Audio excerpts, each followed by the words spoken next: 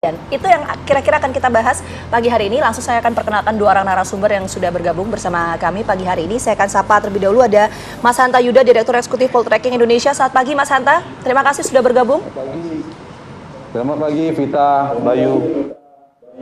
Oke, di studio juga sudah bergabung bersama kami ada Mas Pangi Sarwi Caniago, pengamat politik. Selamat pagi Mas Pangi. Pagi, Sehat? Mbak Vita, Bang Bayu.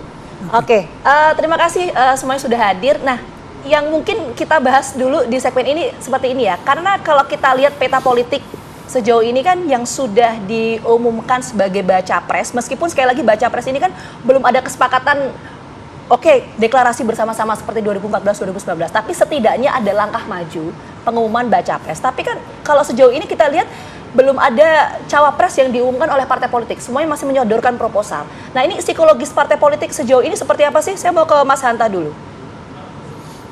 Ya, begini Vita, kita tahu sekarang itu pilpres tanpa incumbent. Itu menyebabkan tidak leluasanya capres menentukan posisi cawapres. Beda dengan incumbent periode kedua. Pak SBY di periode kedua lebih luasa memilih Pak Budiono, Pak Jokowi memilih Pak Maruf Amin. Jadi tidak terlalu determinan. Yang kedua, angka atau peta elektoral capres yang berpotensi kuat yang 3 orang ini, Ganjar, Anies, dan Prabowo, ini memiliki jarak margin yang sangat tipis, sangat kompetitif, sehingga menyebabkan variabel atau peran cawapres sangat menentukan.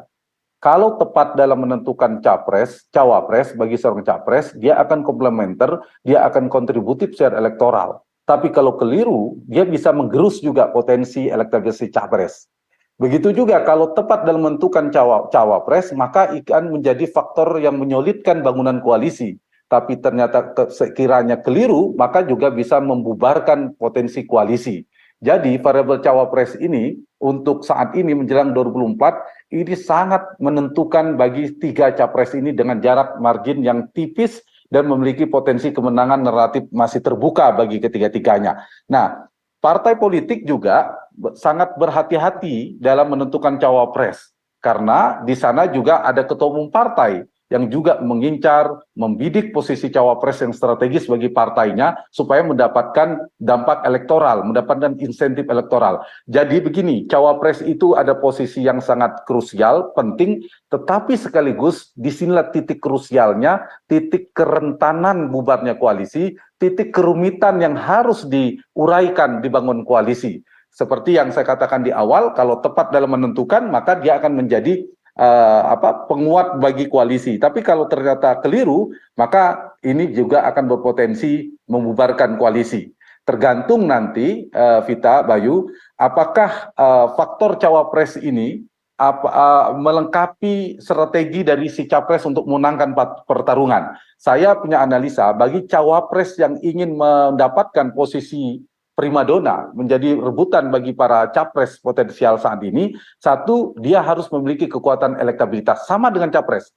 Pusaran utamanya saat ini adalah pusaran elektabilitas. Mengapa Ganjar, mengapa Anies, mengapa Prabowo? Karena mereka memiliki elektabilitas yang dianggap memiliki peluang menang.